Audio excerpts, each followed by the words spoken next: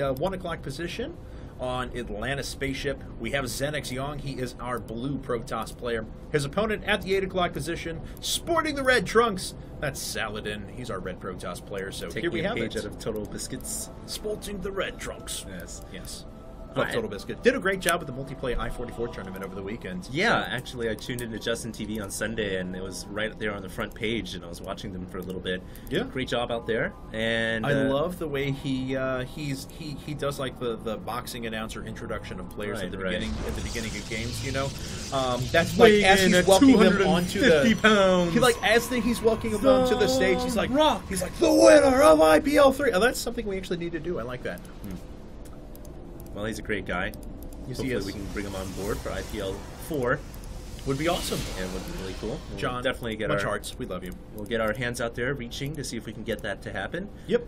But here it is. It's the semifinals for the Mapmaker tournament. And, you know, Saladin, great player. Obviously, he was a little bit outmatched in that last game, but I saw him play a very well-composed game against Complexity MVP Tails, so obviously he is at least Code A caliber here. Yeah. Or can at least deal with players of that caliber. I was about to say, you know, TSL Live, there's only about 30 people in the world that could be considered like evenly matched against him. He is ridiculous. He's so good. And he really showed it in that last set as well. Now, Saladin fell early in game number 1, the one on Alisar Deluge, but I thought in game number 2 he had a pretty good opportunity to break through his opponent's army, and unfortunately just couldn't do it. I liked how he thought he was behind, so he cut workers to get out a bunch more units right away at the expense of long-term economy, but to try and kill his opponent straight up because Alive's macro is really good. Well, if you think about it, Alive actually canceled 3 bunkers at his front natural. If he had kept those bunkers up, he probably would have never been broken down.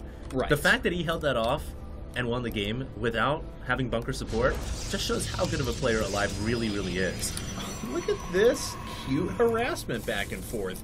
Saladin steals Yong's gas. Yong steals Saladin's gas. Saladin's probe denied the cybernetics core for a little while from going down. This has just been cute back and forth micro here. Now, what I really think is fun is whenever people steal gas and then they walk up there with their probe and actually take 5 gas out of it. It's actually a permanent steal of 4 gas. Yeah, it's actually so cute. There he is! Yes, he's doing it! That's pretty funny. He's won his prize and he will be retreating and going home.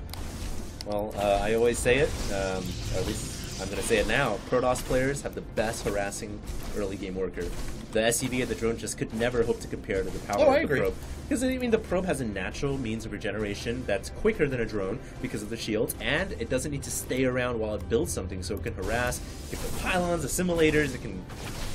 back in Brood War, you could manner pylon somebody's mineral line to prevent them from mining minerals. I don't think you can really do it anymore. No, but it's still a very good. Still a very good harassing unit. Oh, definitely. How many times have we seen games where people... now, this has a very large space behind the mineral line, but on maps like Zelnaga, you know, 2 pylons and then 2 cannons, and what can you do about it? You lose your main. So yeah, we really, it was kind of pioneered. Not only can they build stuff, but they can also just harass the other probes or SCVs or workers with the probes, and that was really pioneered by Huck. Yep. He was the guy who just kind of went around with his probe, harassed you all day long, excellent probe micro, and I think, you know, the early game, that's one thing to really look out for in Protoss versus Protoss. And here we have a 4-gate coming out of Saladin back on Yong's side of things. It's just a 3-gate. So he's going to try and hold with just a 3-gate. This is actually something I've seen Inori do, Rain Inori, but it's extremely difficult to pull off.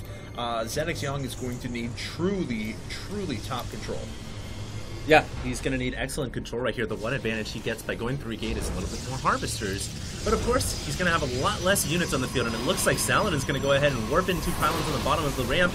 And if he gets his zealots up there, which he does, he's going to be able to warp in units on the top. He needs to keep that zealot alive, though. He's going after the sentry. He was not able to kill the sentry off. And now with the force field on the ramp, he has to cancel his pylons. So Saladin, with an opportunity there to get up there, not only kill the sentry, but also warp in additional units, that opportunity is now missed, and ZeNEX.Yong holds off with only 3 gateways, and that just shows the power of having a ramp in Protoss versus Protoss. No, you're exactly right. How is Saladin so far behind in supply? He's backed by 6 workers. Now Yong is going over to the 4-gate, but this is I'm actually a little bit shocked at how Saladin is that far back in supply at the moment. Well, one less gateway.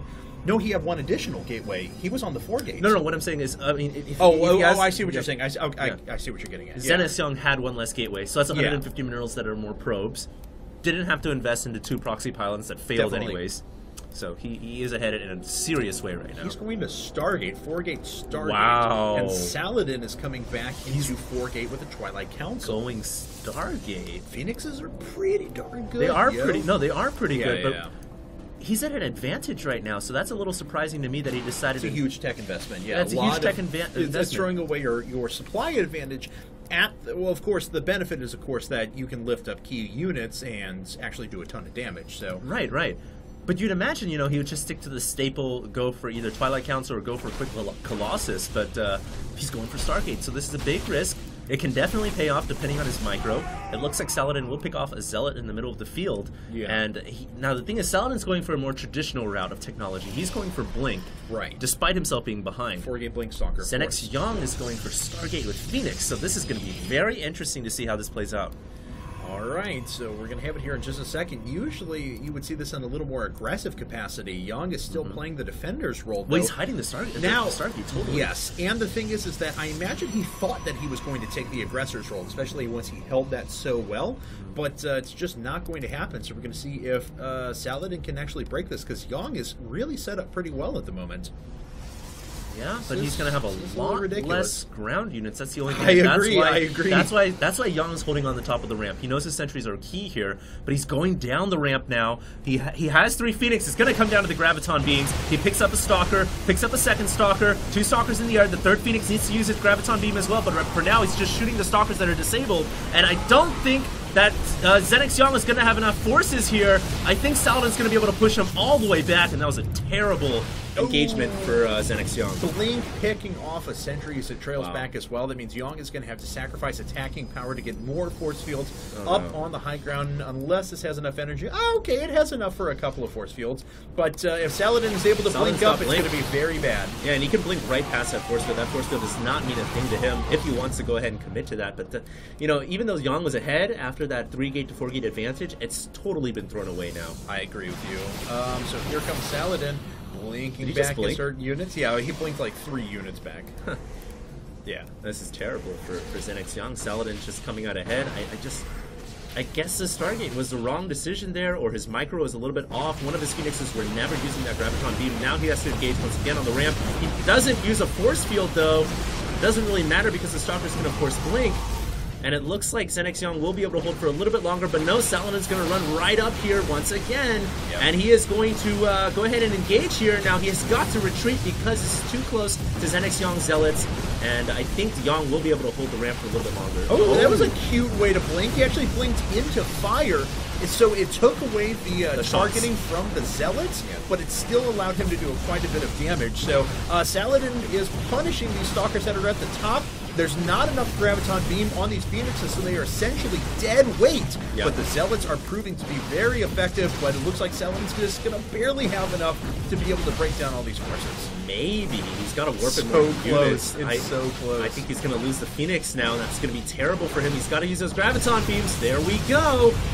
No, he loses one of the Phoenixes that were weakened. This is such a close battle between these 2 guys, but it's just 1 Zealot left now, and there's the GG from Yong.